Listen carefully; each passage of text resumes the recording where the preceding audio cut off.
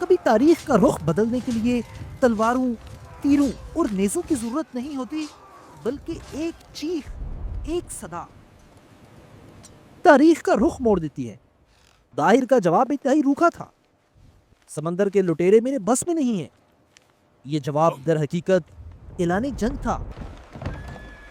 رسد، سمندری راستہ، آگے بڑھنے کے لیے اسٹریٹجک بیس، سب کچھ مل چکا تھا۔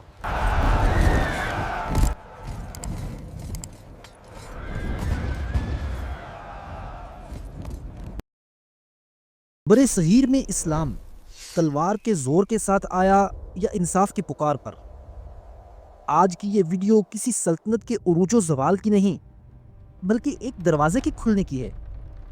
یہ وہ پہلا قدم ہے جس کے بعد صدیوں کی تاریخ لکھی گئی، اور یہ سیریز ہے برے صغیر میں مسلم حکمرانوں کی آمد کی مکمل داستان۔ اگر آپ جاننا چاہتے ہیں کہ برے صغیر کی مسلم تاریخ کیسے بنی، تو یہ سیریز آپ کے لیے ہے۔ آئیے اس عظیم داستان کا پہلا ورق الٹتے ہیں، اس نام کے ساتھ جو اس تاریخ کا نقطہ آغاز ہے، محمد بن قاسم۔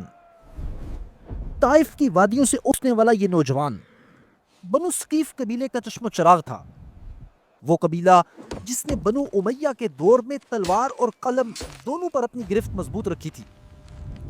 اس نوجوان کی کہانی میں اصل موڑ اس وقت آیا جب اس نے ایسے شخص کے سائے میں پروان چڑھنا شروع کیا جسے دنیا حجاج بن یوسف کے نام سے جانتی ہے۔ حجاج صرف عراق کا گورنر ہی نہیں، بلکہ وہ تو مشرق کا بے تاج بادشاہ تھا۔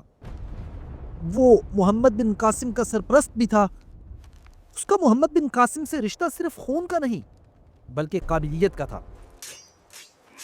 حجاج نے اپنی بیٹی کا نکاح اس نوجوان سے کر کے یہ واضح کر دیا تھا کہ وہ اپنا مستقبل اس ہونہار نوجوان میں دیکھ رہا ہے۔ ناظرین، تاریخ کے بڑے فیصلے اکثر ایک لمحے میں جنم لیتے ہیں۔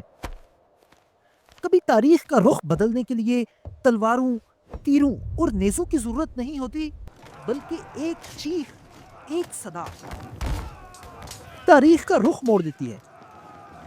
اور برے صغیر کی تاریخ کا رخ بھی ایک چیخ کے ذریعے بدلا۔ تاریخی روایات کے مطابق سرندیپ سری لنکا کے حاکم کی طرف سے بھیجے گئے تحائف اور قافلے سمندری طوفان کی زد میں آ گئے۔ جہاز راستہ بھٹک کر دیبل کے ساحل پر جا لگا۔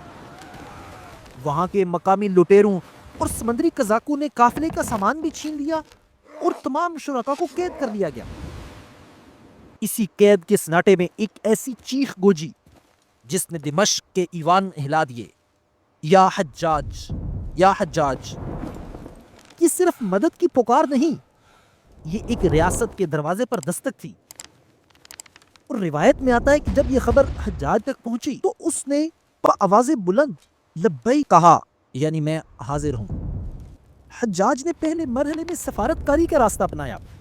سندھ کے راجہ داہر کو پیغام بھیجا گیا کہ تمام قیدیوں کو رہا کیا جائے اور سمندری قزاقوں کو لگام دی جائے، لیکن داہر کا جواب انتہائی روکھا تھا، سمندر کے لٹیرے میرے بس میں نہیں ہیں۔ یہ جواب در حقیقت اعلان جنگ تھا۔ اس جواب پر حجاج نے بھی پوری طرح جنگی تیاری شروع کر دی۔ 2 ابتدائی فوجی مہمات ناکام ہوئیں اور پھر قرۂ فال نکلا محمد بن قاسم کے نام۔ شیراز کے مقام پر ایک عظیم لشکر تیار ہوا۔ یہ محض سپاہیوں کا ہجوم نہیں، بلکہ اس میں منجنیقیں، نفت یعنی جلتا ہوا تیل اور محاصرے کا جدید ترین سامان شامل تھا۔ سب سے پہلا ہدف تھا دیبل۔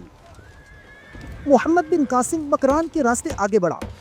حجاج کی ہدایات اتنی باریک تھیں کہ وہ عرب کے شہروں میں بیٹھ کر یہ بتا رہا تھا کہ خندق کیسے کھودنی ہے، نماز کے اوقات میں پہرا کیسے دینا ہے۔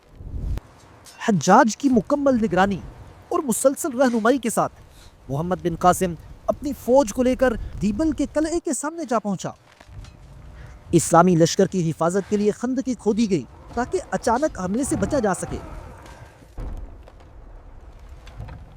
یہاں تاریخ میں پہلی بار ایک ایسی جنگی مشین کا ذکر ملتا ہے جسے العروس یعنی دلہن کا نام دیا گیا۔ یہ ایک دیو ہیکل منجنیق تھی جسے چلانے کے لیے 500 افراد کی طاقت درکار تھی۔ محمد بن قاسم نے پوری جنگی اور فوجی مہارت کے ساتھ قلعے کا محاصرہ جاری رکھا۔ قلعے کے اندر ایک عقیدہ مشہور تھا کہ جب تک مرکزی مندر پر سرخ پرچم لہرا رہا ہے اس وقت تک بیبل کو کوئی فتح نہیں کر سکتا۔ یہ ان کا نفسیاتی حصار تھا۔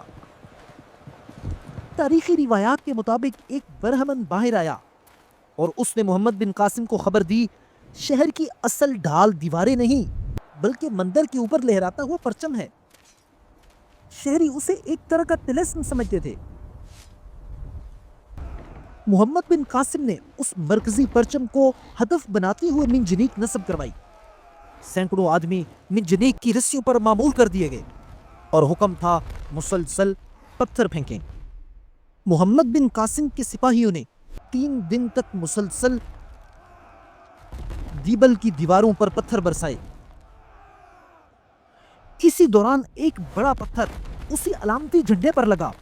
جیسے ہی وہ جھنڈا زمین بوس ہوا تو شہر کے اندر یہ پیغام پھیل گیا کہ دیبل کی علامتی حفاظت ٹوٹ چکی ہے۔ پھر محاصرہ فیصلہ کن موڑ میں داخل ہوا۔ قلعے کی محصور فوج نے اچانک باہر نکل کر دھاوا بول دیا، لیکن محمد بن قاسم اور اس کے تمام تر فوجی پہلے سے تیار کھڑے تھے۔ گھمسان کا رن پڑا اور آخر کار محمد بن قاسم فتح یاب ہو گیا۔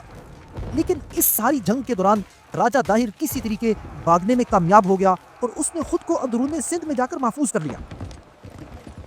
اس فتح کے ذریعے اسلامی لشکر کو صرف ایک قلعہ نہیں ملا تھا، یہ ایک ساحلی بندرگاہ تھی اور اس کے کھلنے کا مطلب تھا رسد، سمندری راستہ، آگے بڑھنے کے لیے اسٹریٹجک بیس، سب کچھ مل چکا تھا۔ دیبل فتح ہوا، تمام قیدی چھڑا لیے گئے، لیکن محمد بن قاسم رکا نہیں۔ اس کی نگاہیں سندھ کے دل پر جمی تھی۔ دیبل سے نیرون کوٹ کا سفر، یہاں ایک حیرت انگیز تبدیلی دیکھنے میں آئی۔ شہر کے دروازے لڑائی کے بجائے صلح کے ذریعے کھل گئے۔ وہاں کے مقامی بدھ مت کے پیروکاروں نے عرب فوج کا ساتھ دیا کیونکہ وہ راجہ داہر کی پالیسیوں سے سخت نالاں تھے۔ دیبل کے بعد اب نیرون کوٹ بھی عرب فوجوں کے قبضے میں آ چکا تھا، مگر یہ تو ابھی طوفان سے پہلے کی خاموشی تھی۔ سامنے دریائے سندھ ٹھاٹھے مار رہا تھا اور اس کے اس پار راجہ داہر ہاتھیوں کی دیوار بنائے کھڑا تھا۔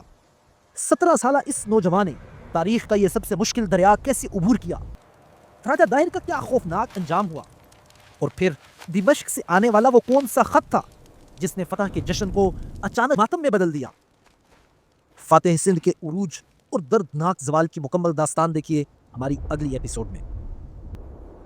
اگر آپ برے صغیر کی مشہور اور تاریخی جنگوں کے احوال جاننا چاہتے ہیں تو اس پلے لسٹ پر کلک کیجیے۔